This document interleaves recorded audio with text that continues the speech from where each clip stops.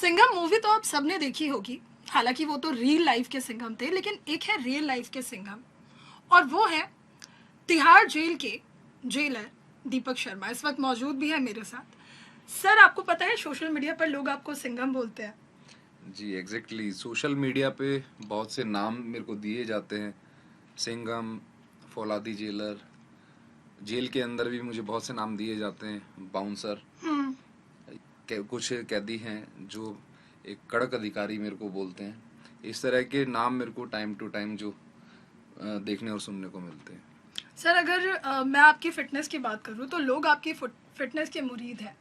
Social media पर इतने followers, और आप जब एक-एक रील डालते हैं, मैं आपकी सोशल मीडिया प्रोफाइल भी देख रही थी, तो लोग जो नीचे कमेंट करते हैं वो सारे ये होते हैं कि आपकी जो फ़िटनेस है वो ऐसा बनना चाहते हैं। कुछ बच्चे आपसे इंस्पिरेशन भी लेते हैं। तो ये फ़िटनेस की जर्नी कहाँ से शुरू हुई? देखिए, ये फिटनेस की जर्नी मेरी 2014 के टाइम से शुरू हुई, जब सिल्वर स्क्रीन पर हमने दबंग, सिंघम इस तरह की मूवीज को देखा। तो वो रियल लाइफ थी, उनको देखकर मुझे कहीं ना कहीं एक इंस्पिरेशन मिली कि ये रियल लाइफ है, इसको अगर हम रियल लाइफ में लाकर रिलेटेबल करके सोसाइटी में हम एक लाइव एग्जांपल अगर सेट कर सके तो वो कहीं ना कहीं एक इंस्पिरेशन होगा, मेरी पर्सनल ग्रूमिंग भी होगी और सोसाइटी में एक बहुत अच्छा मैसेज जाएगा। तो इन चीज़ों को ध्यान में रखते हुए मैंने 2014-15 में ये जिम अपना स्टार्ट किया। और पहले मेरा बॉडी वेट तकरीबन 60-62 किलो था। मैंने कमांडो ट्रेनिंग भी की और इन 2 साल तैयारी करने के बाद मैं अपने बॉडी वेट को तकरीबन 120 किलो तक लेकर गया। फिर इसको कट डाउन करके प्रॉपर एक शेप में लाकर 90 केजी पे स्टेबल किया। 17-18 मेडल भी जीते। पिछले 5 साल से मैं नेशनल चैंपियन भी हूँ और अभी अपनी फिटनेस रिजाइम को आगे बढ़ा रहा हूँ। हम जब अक्सर पुलिस वाले देखते थे बचपन से, तो मतलब एक ना इमेज होती है हमारे दिमाग में कि पुलिस वाले बहुत ज़्यादा फिट नहीं होते, लेकिन आप जो हैं लोगों को फिटनेस गोल देते हैं। आपके अपने डिपार्टमेंट में लोग क्या आपसे मतलब लेते हैं इंस्पिरेशन कि हमें दीपक शर्मा जैसा बनना है? जी, इस तरह के अभी जो यंग जनरेशन है ये फिटनेस को लेकर बहुत ज़्यादा अलर्ट मोड पर रहती है और कोरोना पैंडेमिक आने के बाद जितने भी लोग हैं फिटनेस की तरफ, हेल्थ की तरफ उनका काफ़ी ध्यान गया है। तो अभी जो नई भर्तियां हैं 2017, 18, 19 के बाद, इसमें जो सिपाही भर्ती होते हैं वो कहीं ना कहीं अपना आइडियल भी मानते हैं, टिप्स भी लेते हैं और आगे अपनी फिटनेस को बढ़ा भी रहे हैं। कैदियों के लिए भी हम बहुत से फिटनेस प्रोग्राम करते हैं, योगा चलाते हैं हम रिहेबिलिटेशन के लिए, जिसको उनसे मदद मिलती है। 3 महीने का सर्टिफिकेशन देते हैं और टाइम टू टाइम हमें जो भी गेम्स है, एक्टिविटीज़ हैं जो आपकी फिटनेस को लेकर रिलेटेड है, वो हम करते रहते हैं। अच्छा, ये बताइए, जिम में आप रोज़ाना कितने घंटे बिताते होंगे? जिम एक मेरी लाइफस्टाइल का एक ऐसा पार्ट है कि जिसको मैं कोशिश मेरी रहती है मैं स्किप ना करूं। तो अपने शेड्यूल के अकॉर्डिंगली मेरे को थोड़ा देखना होता है, मैनेज करना होता है। फिर भी अगर ऑन एन एवरेज में बात करूं तो तकरीबन 2 घंटे मैं जिम में बिताता हूँ। 2 घंटे रोजाना? मतलब ये हमने देखा है पुलिस वालों का शेड्यूल बड़ा टाइट पैक होता है, उसमें से 2 घंटे आप रोज जिम के लिए निकालते होंगे, फिर वापस काम पे जाते होंगे, तो कैसे मैनेज होता है इतना टफ शेड्यूल रोज? देखिए, दिन में 24 घंटे होते हैं। 2 घंटे की अगर मैं बात करूं अपना 8%, अगर मैं अपनी बॉडी को, ये बॉडी आपका, मेरे को लगता है कि आपका सब कुछ है, आपको इससे प्यार करना चाहिए। तो 8% देना वो थोड़ा सा सिर्फ एक टाइम मैनेजमेंट है। मैं सुबह थोड़ा जल्दी उठ सकता हूँ, फ़ोन को कम यूज़ कर सकता हूँ, बाकी चीज़ों में अपना टाइम बचा के मैं इधर लगा सकता हूँ। तो ये तो आपका डिसिप्लिन है, आपको देखना है कि आप खुद को लेके कितने सीरियस हैं, अटेंटिव हैं, तो चीज़ें मैनेज हो जाती हैं। अच्छा, एक चीज मैंने आपके सोशल मीडिया पर ही देखी कि जेल में जो कैदी हैं वो भी आपसे फिटनेस की इंस्पिरेशन लेते हैं। आप उन्हें वहाँ कैसे फिटनेस इंस्पिरेशन देते हैं? वार्ड्स के अंदर हम सुबह पीटी प्रोग्राम्स कराते हैं। सुबह 6 बजे जैसे गिनती खुलती है, गिनती खुलने के बाद हम सुबह प्रार्थना कराते हैं, भगवान का नाम लेते हैं। उसके बाद हम आधा घंटे का पीटी प्रोग्राम चलाते हैं और जो अच्छे एथलीट्स टाइप के प्लेयर हैं जो बंद होकर आ गए हैं, जिनका अपने जीवन में कुछ रुझान था गेम्स को लेकर, उनके लिए वेरियस स्पोर्ट्स एक्टिविटीज़ हम कराते हैं। और जैसा मैंने आपको बताया, योगा प्रोग्राम हम कराते हैं। अभी हमारे जो डीजी साहब आए हैं, संजय बेनीवाल साहब, वो बहुत अच्छे अधिकारी हैं और उन्होंने सारी जेल्स के अंदर जिम का सेटअप किया है और अभी हम जिम की तरफ भी थोड़ा इनमेट्स की हेल्थ का ध्यान रख रहे हैं। अच्छा, आप तो इनमेट्स की हेल्थ का ध्यान रखते हैं, लेकिन मुझे लगता है आपको देखकर उनकी हेल्थ ज़रूर खराब हो जाती होगी। लोग डरते बहुत होंगे आपसे। जी, जो गलत है और जेल में गलत एक्टिविटी करने की कोशिश करता है तो वो लोग डरते हैं और उनका डरना ज़रूरी भी है। अच्छा, तिहाड़ की मैं अगर बात करूँ, थोड़ा सा फिटनेस से हटके, तो बड़े हाई प्रोफाइल मामले आते हैं वहाँ पर, हाई प्रोफाइल केसेस होते हैं। कैदी की भी अगर बात करें, तो आप कैसे मैनेज करते हो सब कुछ? क्योंकि तिहाड़ जेल एशिया की सबसे बड़ी जेल है।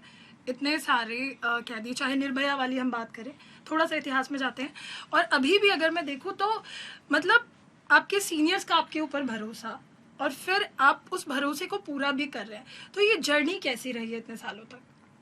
जी, ये अगर जर्नी की मैं बात करूं, तो जैसे आपने अभी बताया, मैं अपनी फिटनेस रिजाइम को पूरा मैं ख्याल रखता हूं। 2017 के आसपास से मैंने जो तिहाड़ जेल का एक मैं पोस्टर बॉय बन के निकला। तो मैं ऐसा पहला खिलाड़ी था जिसने तिहाड़ जेल को नेशनल गेम्स में रिप्रेजेंट किया, और पिछले 5 सालों से नेशनल गेम्स में मैं गोल्ड मेडल, सिल्वर मेडल, इस तरह से अपने डिपार्टमेंट का नाम भी रोशन कर रहा हूँ। अभी डिस्कवरी चैनल पर मैं शो करके आया अक्षय कुमार और विद्युत जामवाल जी के साथ, जो India, UK, US, Australia 4 regions में था।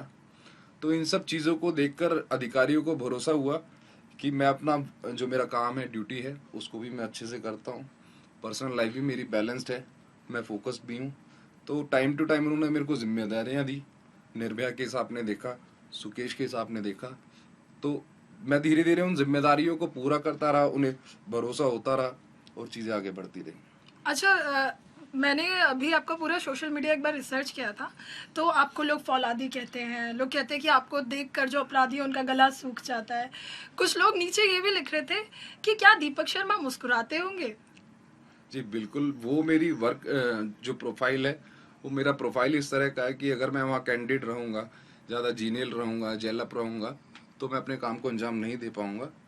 तो मैं बैलेंस बनाने की कोशिश करता हूँ। जो मेरा वर्क प्लेस है, वहाँ जिस तरह की ज़रूरत है उस तरीके से मैं रिएक्ट करता हूँ। पर्सनल लाइफ मेरी बहुत अच्छी है, मैं जिम जाता हूँ, वर्कआउट करना पसंद करता हूँ, ड्राइविंग मुझे पसंद है।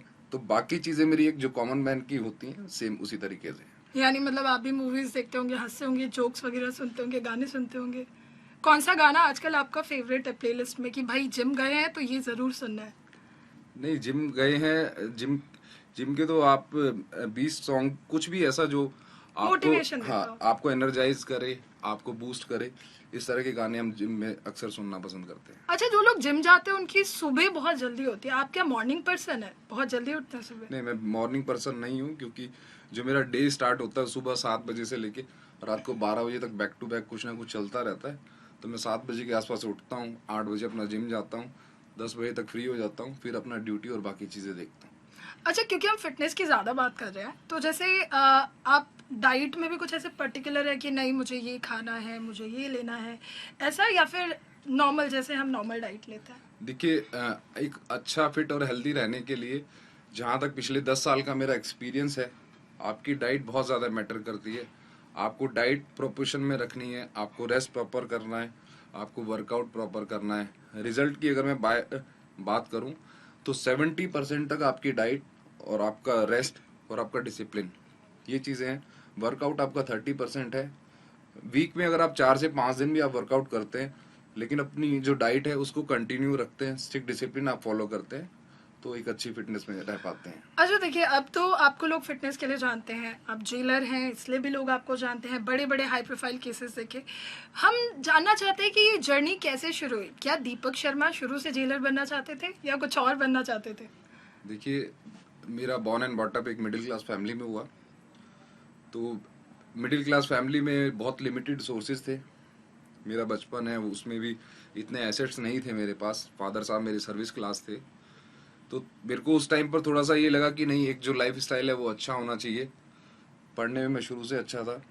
तो ग्रेजुएशन करने के बाद मेरा सपना था पुणे सिम्बायोसिस से एमबीए करने का, लेकिन वहाँ डोनेशन इतनी हैवी थी, तो मिडिल क्लास फैमिली जो अफोर्ड नहीं कर सकती थी। जैसा मैंने बताया, मैं पढ़ाई में अच्छा था। मेरे बड़े ब्रदर जो मेरे मेंटर हैं, वो खुद एक टीचर हैं, उन्होंने मेरे को गवर्नमेंट जॉब की तरफ किया। मेरी सिस्टर हैं, वो भी टीचर हैं। घर में एक सर्विस क्लास माहौल था मेरे साथ, तो सब लोगों को लगा कि हाँ, मैं भी सर्विस में जाऊँ। तो ग्रेजुएशन के दौरान ही फाइनल ईयर में मेरा एयरफोर्स ग्रुप वाई के अंदर सिलेक्शन हुआ, एज अ हम फ्लाइंग सी क्लास फ्लाइंग ऑफिसर हम कह सकते हैं।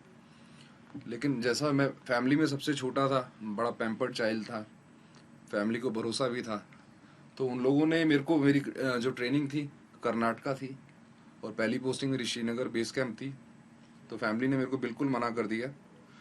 2 साल तकरीबन कंटिन्यू मैंने तैयारी की। उस तैयारी के दौरान DU से LLB का एग्ज़ाम भी निकाला और क्लरिकल कैडर मैंने निकाला, टीचिंग मैंने निकाला, assistant commandant, Delhi police sub inspector, और फाइनली मैंने आके 2009 में इसको ज्वाइन किया। अच्छा, आपने LLB भी निकाला था तो आप लॉ भी कर सकते थे, तो फिर दिल्ली पुलिस ही क्यों? देखिए, अगर मैं लॉ करता, मैंने बताया कम से कम 5-7 साल में प्रैक्टिस करता, उसके बाद मेरी अर्निंग शुरू होती, तो मैं उस कंडीशन में नहीं था कि मैं 5-7 साल और वेट कर सकूं। तो मेरे को जो था कि हाँ, मैं सेटल हो जाऊं और अपनी लाइफ को आगे बढ़ाऊं। अच्छा, क्योंकि जब लोग मिडिल क्लास फैमिली से आते हैं तो एक तैयारी बचपन से होती है दिमाग में कि हमें पढ़ना है और नौकरी करनी है। उस बीच एक लंबा स्ट्रगल होता है जो लोग नहीं देखते हैं। वो सिर्फ सक्सेस स्टोरी देखते हैं, लेकिन जो पीछे स्ट्रगल हुआ है वो नहीं देखा है। स्ट्रगल के दिनों की कोई कहानी या कोई किस्सा जो लोगों को मोटिवेट कर सके, क्योंकि लोगों ने आपका अच्छा पार्ट ही देखा है। वो आपको सोशल मीडिया पर देखते हैं, लेकिन उन्हें ये नहीं पता कि इसके पीछे की एक कहानी भी है। देखिए, कहानी की अगर मैं बात करूं तो एक मिडिल क्लास फैमिली में जैसा लिमिटेड एसेट्स सबके पास होते हैं, मेरे साथ भी सेम वैसे ही थे। फादर साहब बागपत से दिल्ली डेली साइकिल से ट्रैवल करते थे, तो हमने उन चीज़ों को बहुत करीब से देखा और मन था कि हाँ, इन चीज़ों से बाहर निकलना है। मैं डिपेंडेंट भी था, फैमिली से ज़्यादा डिमांड भी नहीं होती थी। कॉलेज के अंदर, स्कूल के अंदर गिने चुने उस टाइम 5 रुपये आपको मिलते थे, तो अपना खर्चा निकालने के लिए, अपनी सेविंग्स करने के लिए, जो मेरी छुट्टियां होती थी, जैसे 10th क्लास की छुट्टी जो 2 महीने का गैप रहता है, 12th के बाद रहता है, तो मैं प्रेशर कुकर सेल करता था डोर टू डोर जाके। उसको मैं जो भी सेविंग होती थी वो बचाता था। सेकंड हैंड मोबाइल्स उस टाइम बहुत थे, वो सेल परचेज करना था। छोटे फ़ोन्स हुआ करते थे, इधर से लिया उधर दे दिया, 100-200 रुपये बच गए आपको, उससे आपका काम चल गया। दिन में 2 घंटे 3 घंटे साइकिल से कोरियर हमने कर दिया, 200-300 रुपये उसमें निकल जाते थे। तो इस तरीके से इन चीज़ों को देखा, तो ये था कि हाँ, बहुत जल्दी इन चीज़ों से निकलना है, कुछ बनना है, और ग्रेजुएशन के 2 साल के बाद मैंने इस पोजीशन को हासिल किया। अच्छा, अब जब आप यहाँ पर हैं तो फैमिली बहुत प्राउड होगी, क्योंकि वो आपको देखती होगी। लोगों के ज़ुबान पे सिर्फ आपका नाम होता होगा घर परिवार में, जहाँ से आप आए हैं बागपत से और फिर दिल्ली में पढ़ाई की है। तो वो लोग जो जिन्होंने आपको बचपन में देखा और अब देखते हैं, तो कितना प्राउड हैं वो लोग आपको देख के? हाँ, देखिए, जो फैमिली है, फैमिली बड़ा पसंद करती है कि वो खुद अब मेरे को उठा के जहाँ से यहाँ दिल्ली लेकर आए, अब मैंने उनके नाम को रोशन किया। तो मेरे फादर साहब हैं, बड़ा प्राउड फीलिंग उनको आती है। वो कहीं आते हैं जाते हैं, लोग खुश होते हैं, देखते हैं, कहते हैं हाँ, ये जेलर साहब के फादर हैं। तो मेरे हिसाब से जो इससे बेहतर गिफ्ट मैं अपने फादर को नहीं दे सकता कि मैंने उनका नाम रोशन किया और चीज़ों को आगे बढ़ाया, और मैं अपनी लाइफ में भी सेटिस्फाइड हूँ।